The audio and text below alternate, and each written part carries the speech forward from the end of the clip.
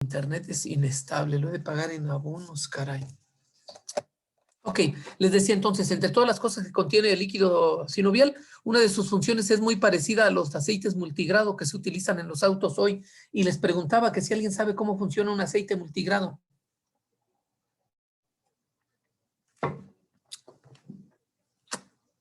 ¿No? Más preocupen si no a estas temperaturas. Y si trabaja mucho, pues se calienta más.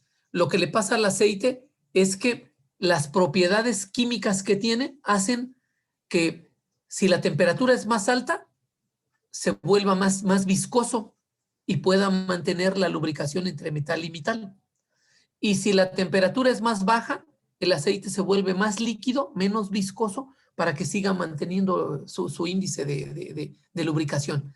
Algo muy parecido de manera natural funciona en el líquido sinovial. Si nosotros hacemos que la rodilla se mueva mucho, el líquido sinovial tiene esa propiedad de adelgazarse o engrosarse según las necesidades. Eso explica por qué, por ejemplo, si nosotros no hacemos mucho movimiento, no tiene recambio celular apropiado y podemos ser más susceptibles también a una lesión. El movimiento de la articulación es el que garantiza que ese líquido sinovial se mantenga activo y con una actividad eficaz. Por eso también es importante que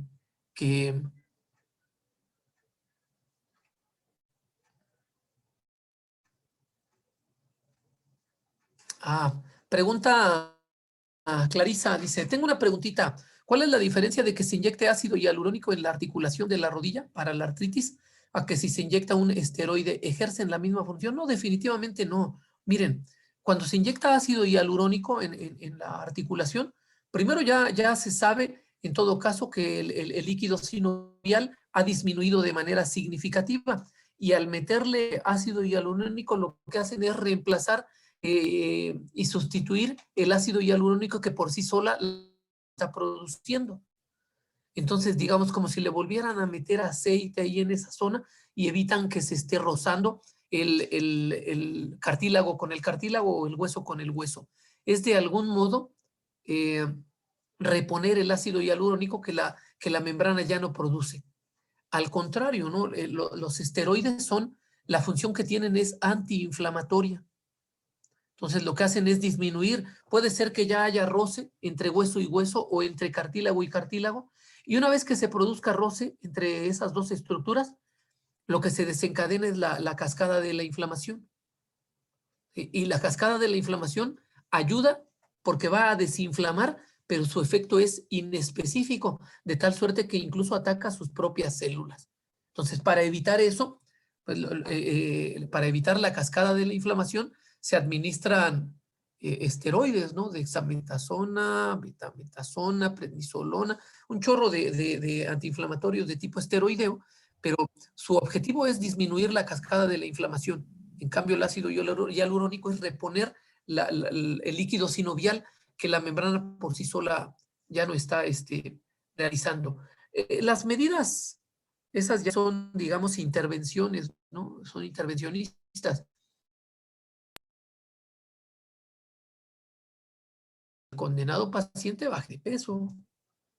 Frecuentemente las lesiones en las articulaciones, sobre todo en las rodillas, están acompañadas de sobrepeso y obesidad.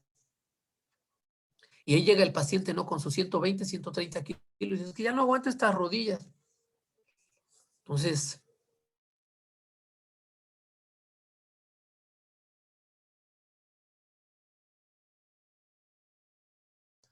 y podemos resolverle ahí localmente un poco la disminución del dolor, la reposición del líquido sinovial.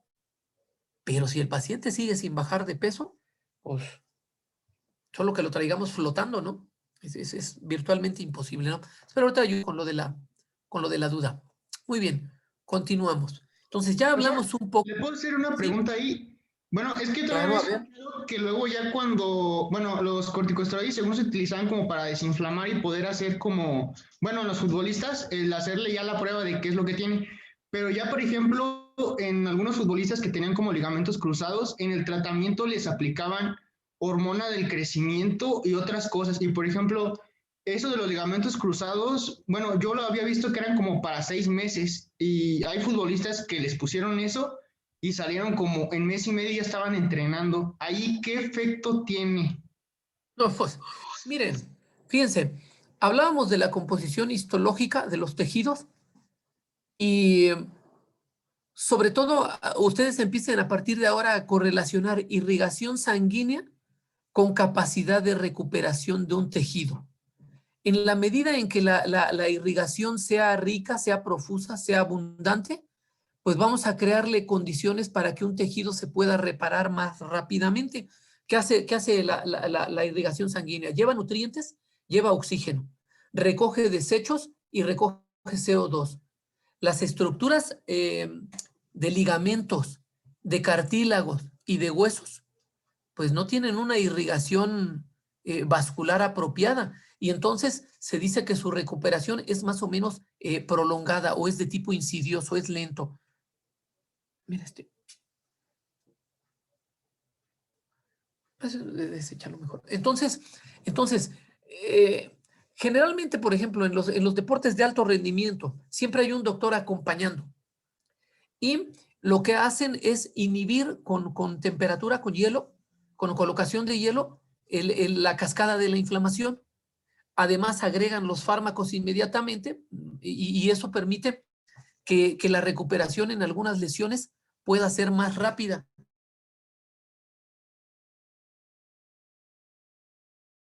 Su recuperación con reposo absoluto podría ser probablemente entre 3 y 4 semanas y luego deben de entrar a un proceso de rehabilitación. Yo quiero pensar que en los deportes de alto rendimiento, porque no conozco a profundidad, quiero pensar que ahí tienen un seguimiento médico acompañándoles. Y también recordar que las estructuras pues van a corresponder a cuerpos y los cuerpos a hábitos. Es evidente que una persona de alto rendimiento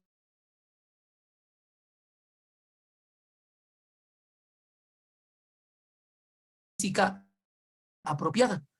Y eso pudiera a lo mejor hacerse bajo cierta prescripción y vigilancia médica, pero no es lo mismo que podríamos hacer con una persona que nunca ha hecho ejercicio o que incluso, aparte de no hacer ejercicio, tiene sobrepeso o tiene obesidad, ¿no? El esfuerzo al que se van a someter los ligamentos y las estructuras adyacentes es muy distinto en una persona de alto rendimiento que en una que no ha tenido nunca actividad física, ¿no? Entonces, con vigilancia médica se pueden hacer un chorro de cosas. Miren, se intentan muchas cosas, entre ellas, por ejemplo, el uso de los medicamentos que estimulan la actividad endocrinológica, como en el caso de la hormona de crecimiento. Pero habría que ver también qué dice la evidencia médica, ¿no? En general, para todas las lesiones, no hay aceleradores de recuperación. Todas. Si no, el cicatricure sí, salud, el cicatricure sí serviría para las heridas. Y la verdad es que no sirve para maldita la cosa. No hay aceleradores en la recuperación de una lesión. Lo único que ayuda es que no esté infectada y que se mantenga limpia. Es lo único. Lo otro, pues, a veces también son mecanismos también para obtener recursos, ¿no? Y ganar dinero. No hay forma de que al ponerle uno hormona de crecimiento se va a estimular el crecimiento de la recuperación de los tejidos.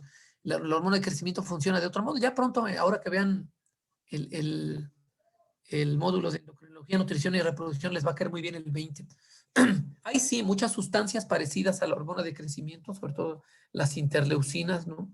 Los factores de crecimiento tipo insulínico, que a lo mejor podrían emplearse, pero la hormona como tal en sí es muy dudoso, ¿no? Es muy raro.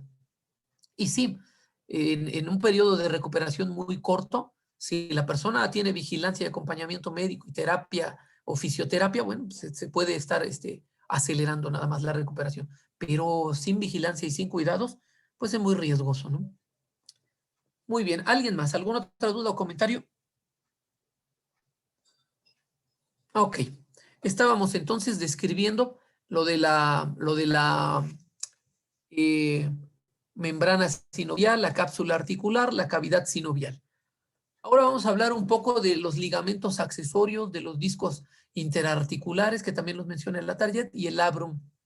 Muchas de las articulaciones sinoviales van a requerir y contener ligamentos accesorios, que como van a estar fuera de esa cápsula,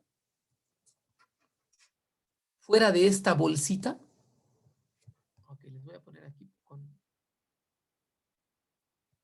como van a estar por fuera de esta bolsa que está aquí, así, la batiseñal, por fuera de esto, esos ligamentos extraarticulares, como dice aquí el texto, extracapsulares o intracapsulares, dependiendo de dónde se ubiquen. Los extracapsulares van a estar, obviamente, como su nombre lo dice, por fuera de la cápsula articular. Hay algunos que son intracapsulares y van a estar dentro de la cápsula articular, en la cavidad sinovial. Y hay algunas otras estructuras accesorias, particularmente en la rodilla, por ejemplo. Existen almohadillas de fibrocartílago en forma de media luna a los costados.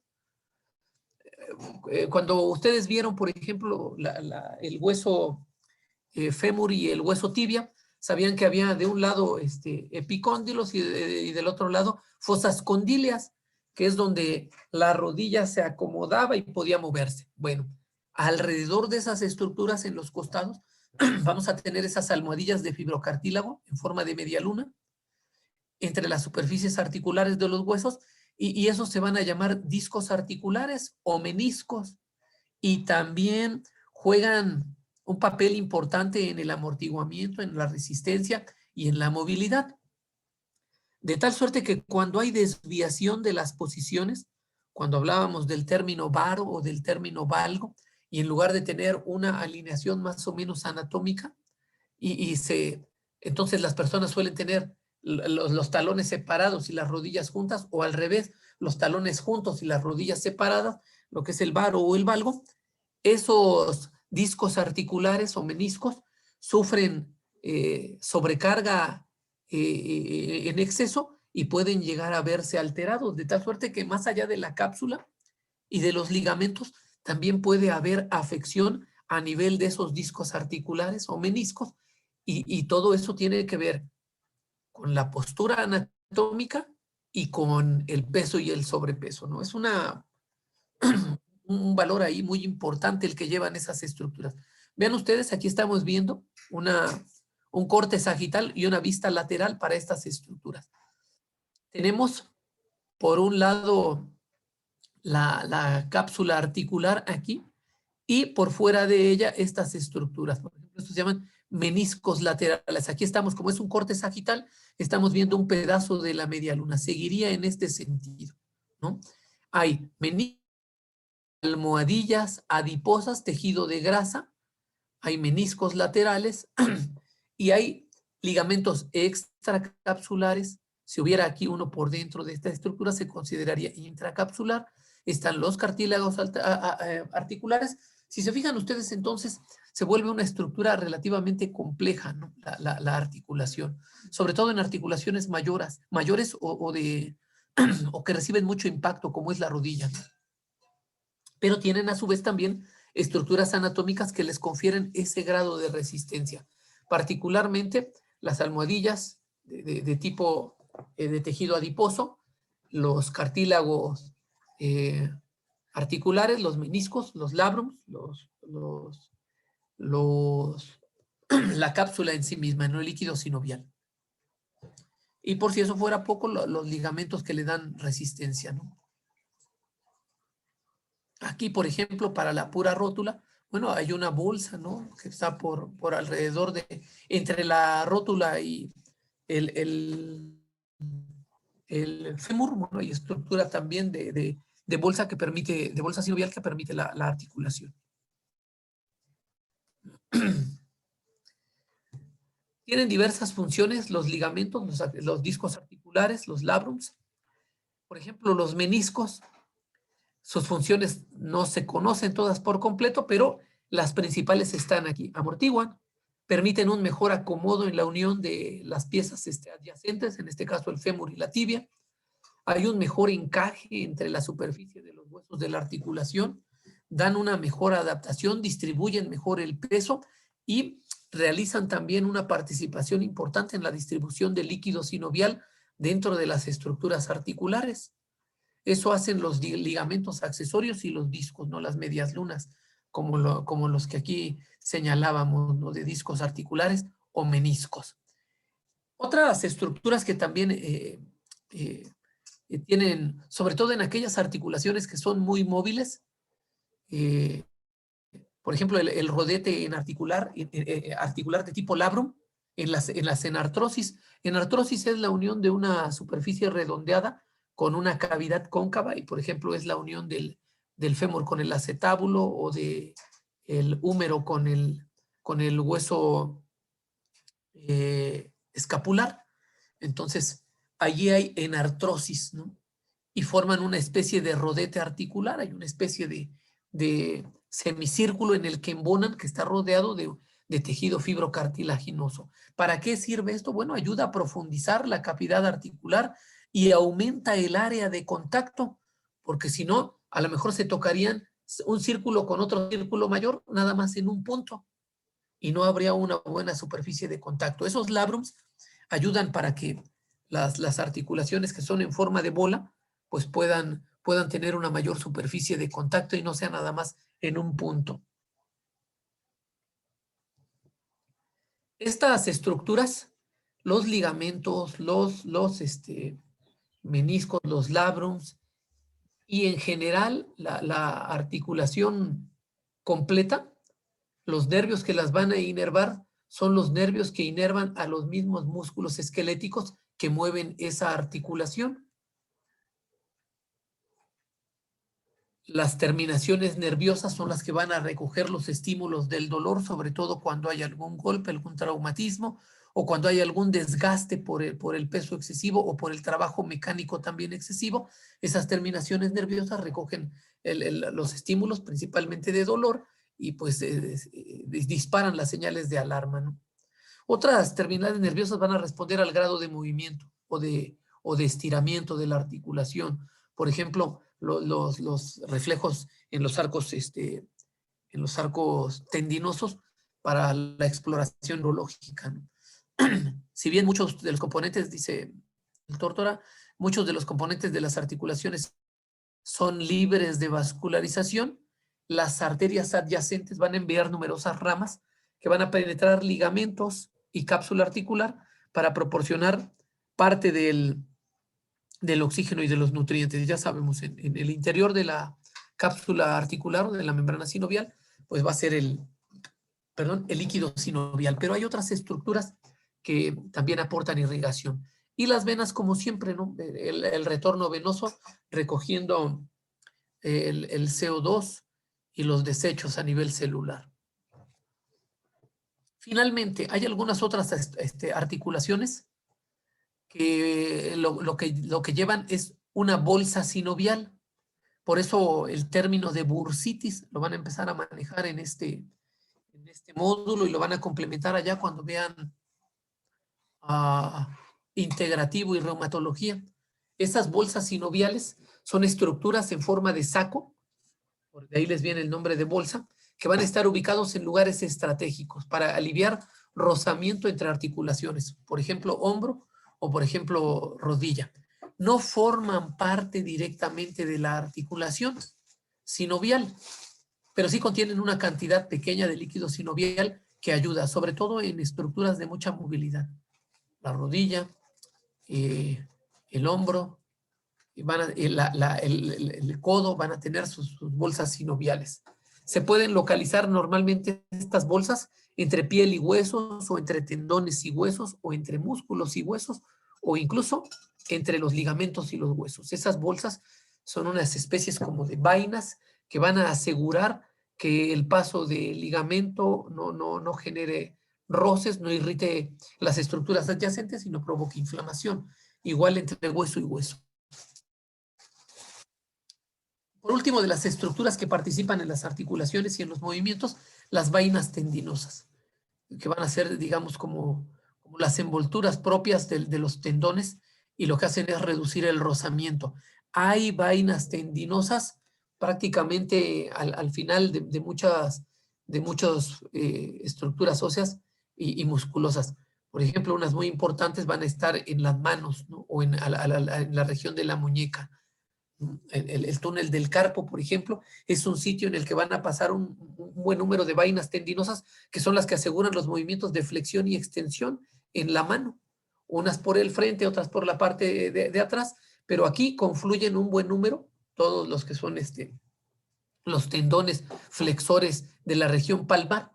O sea, ahí hay un buen contenido de vainas tendinosas. Reducen rozamiento, entonces van a ser como una especie de bolsa tubular, una vaina, o si fuera una vaina de frijol, o si fuera una vaina de qué otras cosas vienen, o de chícharos, ¿no?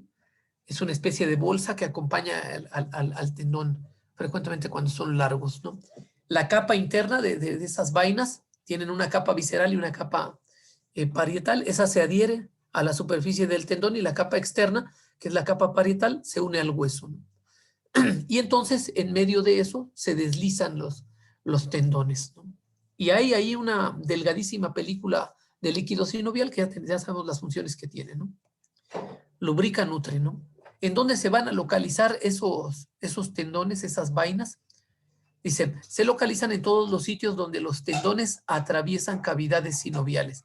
Por ejemplo, el tendón del músculo del bíceps braquial en la articulación del hombro, la corredera bicipital, ¿no? El paso del nervio mediano y el nervio braquial. En la muñeca, en el tobillo, donde confluyen en un espacio muy tubular, aquí se llama túnel del carpo, y de hecho personas que trabajan mucho con las manos, carpinteros, trabajadores de la construcción. Antes, las mujeres que trabajaban como secretarias, ¿no? De tanto mover los dedos aquí se llegaba a lesionar e inflamar el conjunto de vainas en el túnel del carpo, y eso daba lugar a un padecimiento que se llamaba tunelitis, ¿no? Y hay por ahí una prueba, ¿no? Que se llama signo de Deckerbein, ¿no? Uno dobla las manos aquí así, si al doblarlas de este modo genera dolor, bueno, pues es una técnica de exploración o de propedéutica que puede darnos un signo positivo para algún deterioro de la función del túnel del carpo, ¿no? También hay en los dedos de las manos, acuérdense, aquí tenemos vainas tendinosas, las que aseguran los movimientos de todas estas estructuras, ¿no? O en el pie, donde se producen muchos movimientos. Vean ustedes, ¿no? Todos estos tendones aquí, en la región de lo de la mano, pues van a llevar cada uno su respectiva vaina. Si no estuviera esa vaina, rosa tendón con tendón, o tendón con músculos, o tendón con hueso, generaría irritación, inflamación y pues problemas, ¿no? Ok, por último, para el día de hoy, esto también lo menciona la Target, y mañana vamos a comparar cómo lo hace la Target y cómo lo hace este libro, y ya ustedes escogen de dónde creen que pueden aprender mejor. Por ejemplo, este tipo de clasificación para los movimientos no lo hace así de manera específica en la Target, y suele confundirnos. Todos los movimientos que tiene el cuerpo se engloban en cuatro tipos de movimiento. Y hay muchos, pero son dentro de este tipo de clasificación. Vean ustedes: deslizamiento, movimientos angulares, movimientos rotatorios y movimientos especiales. Todos los movimientos que tenemos en el cuerpo encajan exactamente en estas cuatro formas, ¿no? Y yo me di cuenta, por ejemplo, en el Target, que prácticamente desde que empezaba a hablar de clasificación de articulaciones, en lugar de clasificarlas por función, poco o mucho movimiento o nada de movimiento, o por estructura de unión, ya sea fibrosa, cartilaginosa o con bolsa sinovial, empezaba a mezclar que una era rotatoria, pero que la otra era rotatoria poquito y rotatoria.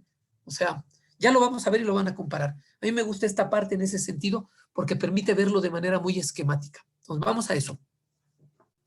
Los movimientos de las articulaciones sinoviales, que son las que tienen mucha movilidad, se van a agrupar en cuatro categorías: deslizamiento, movimientos angulares, rotación y movimientos especiales. Especiales porque ocurren solo en ciertas articulaciones. Por ejemplo, aquí en este módulo van a tener nada más una o dos sesiones para ver la articulación temporomandibular, la ATM, la articulación temporomandibular. ¿Cómo se articula el hueso de la mandíbula con el hueso temporal? Esa articulación es muy especial. De hecho, tiene movimientos que no ocurren en ninguna otra parte del cuerpo y por lo tanto se denominan movimientos especiales. Por ejemplo, la protracción, la retracción, la diducción, son movimientos que nada más ocurren aquí, en la articulación temporomandibular. Hace otros movimientos, elevación, depresión, ¿no? Pero estos movimientos que les mencionaba, la diducción, la protracción y la retracción, pues solo ocurren en articulaciones como la temporomandibular. Entonces, ese rubro de cosas raras se dice que son movimientos especiales porque solo ocurren en determinadas articulaciones. En cambio, los otros, deslizamiento, movimiento angular o rotación, pues ocurren en otras partes del cuerpo. Y hay combinaciones de movimientos. Por ejemplo, la circunducción. Entonces, vamos a revisar de manera general estas cosas para que les queden claras y ya luego también las podemos revisar de la target y se van a dar cuenta que al final de cuentas es lo mismo, pero visto de manera más simple y por lo tanto, pues pienso que es un poco más fácil de asimilar. Ok, ahí está la descripción para el movimiento de deslizamiento. Es un movimiento simple, las superficies son relativamente planas y solo se mueven de adelante hacia atrás o de un lado hacia el otro, adelante, atrás, izquierda, derecha o arriba, abajo. Eso se llama deslizamiento. No causa una modificación del ángulo entre los huesos que se están moviendo uno con respecto del otro. El hecho de que no se muevan más que en un sentido, pues eso permite que tengan una movilidad limitada. El Atariet, por ejemplo, hace estos movimientos y los describe como es uniaxial, biaxial y multiaxial. O sea, se mueve en un solo eje, se mueve en 2 ejes o se mueve en 3 ejes. Ya lo vamos a revisar, no se preocupen. Pero acá entender, se mueven en un solo sentido, no cambia mucho el ángulo de un hueso con el otro, pero se pueden combinar con otros movimientos. Ejemplo de un tipo de movimiento de deslizamiento. Las articulaciones intercarpianas e intertarsianas son ejemplos de movimiento de deslizamiento aquí, en la primera y segunda fila de los huesos del carpo, o de la segunda fila con respecto de los metatarsianos, los que están más allá de los huesos tarsianos. Esas articulaciones tienen movimiento de deslizamiento. Y aquí hay una imagen, vean ustedes, ¿no? Los movimientos de los huesos intercarpianos o de la articulación de los huesos carpianos con los metacarpianos, ¿no? Ahí está. Ese es un tipo de deslizamiento. Y los movimientos se dan en el sentido de las flechas, arriba, abajo o izquierda, derecha, ¿no? Ahora los movimientos angulares. Los movimientos angulares se produce un incremento o una disminución del ángulo entre los huesos de la articulación. Ejemplos de movimientos angulares va a ser la flexión, la extensión, la flexión lateral, la hiperextensión, la abducción y la aducción. Una regla mnemotécnica para saber cuándo es abducción y cuándo es aducción. Abducción es de abrir, entonces es abducción. Lo contrario, pues es la aducción, es hacia adentro, ¿no? El movimiento angular también puede ser la circunducción, que es una combinación de movimientos rotatorios, ¿no? Entonces, estos que están aquí, ejemplos de movimientos angulares. Ahora vemos de manera muy rápida qué es flexión y qué es extensión. Son movimientos opuestos. Flexión es doblar, disminuye el ángulo entre los huesos. Si yo acerco mi mandíbula al pecho, estoy haciendo flexión.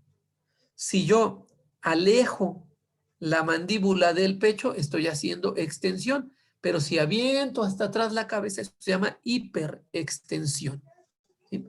Esos son los movimientos flexión, extensión o hiperextensión. No todas las articulaciones tienen los mismos movimientos. Por ejemplo, en la articulación de codo, podemos hacer flexión y podemos hacer extensión, pero no puedo hacer hiperextensión por el tipo de articulación que es de tipo bisagra, ¿no? Nada más es flexión, extensión y no puede haber hiperextensión. En la rodilla es igual.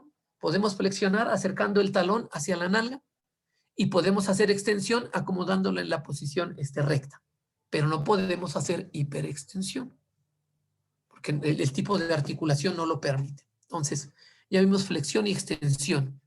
Aquí lugares del cuerpo donde se pueden hacer movimientos de flexión y por lo tanto el movimiento contrario que es la extensión. Cabeza-pecho, inclinar el tronco, el movimiento del húmero hacia adelante o hacia abajo, la aproximación del antebrazo al brazo, el movimiento de la palma hacia el brazo es flexión y es extensión y podría haber hiperextensión, ¿no? La angulación de los dedos de la mano o del pie, el movimiento del fémur hacia atrás o hacia adelante, pero no puede haber hiperextensión, ¿no? Entonces, ya tenemos ejemplos de flexión y extensión. Aquí las imágenes por aquellos que son visuales, ¿no? Aquí tenemos flexión, extensión, hiperextensión y ejemplos. El antebrazo al brazo, la rodilla hacia el glúteo y hay flexión y extensión, pero no hay hiperextensión. En el movimiento de toda la pierna con respecto al cuerpo, pues sí podemos hacer extensión y podemos hacer hiperextensión, pero no en la rodilla en sí. Y la palma de la mano sí, no hay flexión, extensión e hiperextensión. Este es el movimiento de la flexión lateral o la hiperextensión y los ejemplos de dónde puede haber movimiento en el cuerpo, ¿no? Movimiento del tronco hacia la derecha o hacia la izquierda en la cintura es flexión lateral. La continuación de la extensión más allá de la posición anatómica, eso se llama hiperextensión. Y aquí están los ejemplos de los sitios donde podemos hacer hiperextensión. Algunas veces la disposición de los ligamentos o la alineación anatómica de la articulación no permiten que podamos hacer hiperextensión. Por ejemplo, en las articulaciones de tipo troclear, como la del codo, o las interfalángicas, aquí podemos hacer flexión, pero se dificulta la hiperextensión, ¿no? En el caso de la rodilla, que ya les había mencionado. Los movimientos de abducción, aducción y circunducción. Ab es lejos, es llevar lejos. Abducción es llevar lejos, hacia lateral. Aducción es el movimiento contrario, es llevar cerca, ¿no? Acercar a la línea media. Abducción es alejar de la línea media, aducción, acercar a la línea media.